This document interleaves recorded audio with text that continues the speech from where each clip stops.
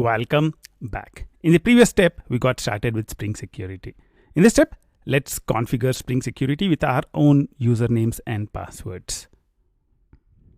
I'll go over to our root package, create a new class. I'll call this Spring Security Configuration. Simple class. Let's change it.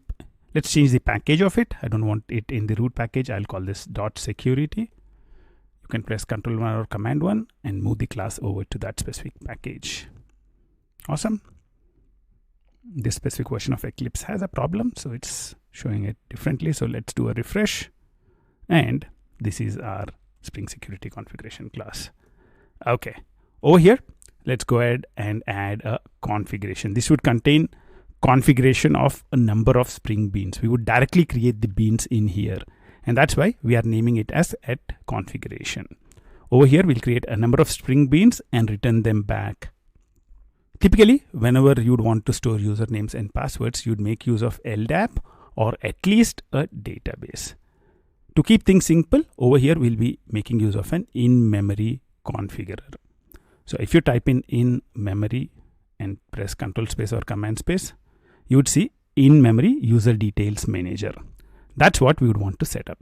If you go to in-memory details manager, you'd see a constructor like this where you can pass in user details. So what we'll do is we will create a user details object and we would build a in-memory user details manager class and return it back.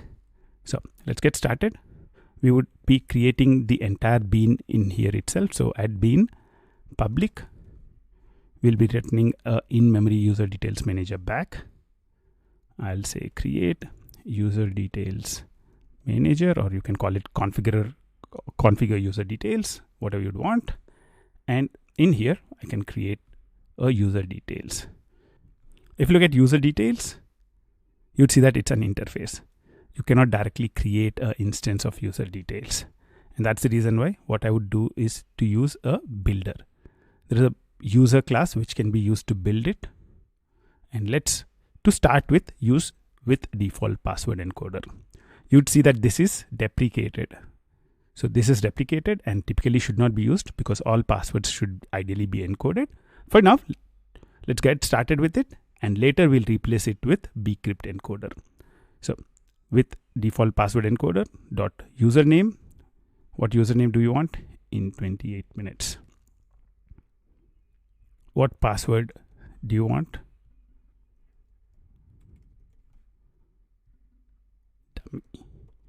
Dummy is the password. And I want to assign roles. So let's say this guy is a user and a admin. So this is authentication, username and password. These are the credentials you use to log in. These are the roles you have inside your application. To perform certain actions, you would need certain roles. And these are the roles that you can configure in here. And I can say .build. I can do a Ctrl 1 and assign statement to a new local variable. And I'll call this user details. So we have the user details object ready. Let's go ahead and create a in-memory user details manager. So I'll say return, I should say new in-memory details manager of user. Actually, it should be user details. Let's get that right. User details. Let's organize imports. Let's comment these two things as well and save it out. So there is one deprecation in here, but other than that, we are able to configure our own user. Let's see if it works. Let's go over, refresh. Let's do a logout. You can see that Spring Security by default provides you with a logout URL. So logout is automatically implemented for you. Let's now go ahead and say in 28 minutes, dummy, and say sign in. Awesome. Our configuration is now working. However, I don't like the fact that we have a deprecated function which is being used. So let's replace that. Let's use a custom encoder. So I'll put admin, I'll say public. You would want to use a password. This would return a password encoder. And I would want to configure a password encoder. So I'll name the method as well as that. And let's do a return new bcrypt encoder. So bcrypt is bcrypt password encoder. If you go over here, control click or command click and scroll up, you'd see that this is an implementation of password encoder which uses bcrypt strong hashing function. So that looks good. Let's do an organize imports. Now what happens is Spring Security starts using this password encoder, and if I save this, there would be a problem. Let's log out in 28 minutes. Dummy. And say sign in. Bad credentials. Why? Because whatever password we are providing in here, Spring Security is encoding it with this algorithm, and it is not matching whatever is in here. So what we need to do is, when configuring user details, also we would need to make use of that specific algorithm. And the way you can do that is by removing the password, default password encoder in here. I'll remove this out, and I would configure our own encoder. User detail,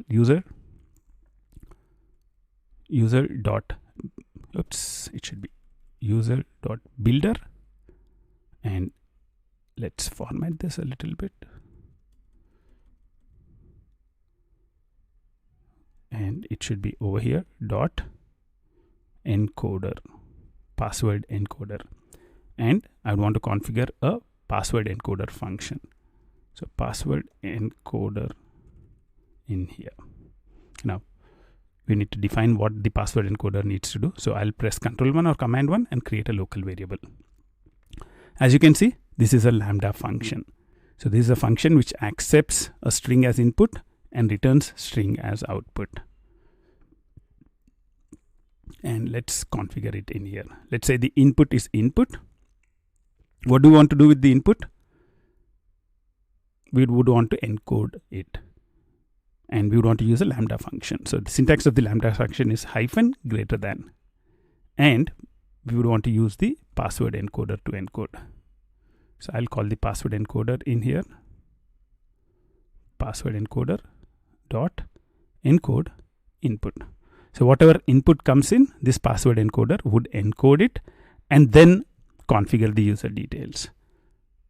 So now we are making use of bcrypt password encoder with Spring Security. Let's refresh and type in 28 minutes. Dummy. Awesome.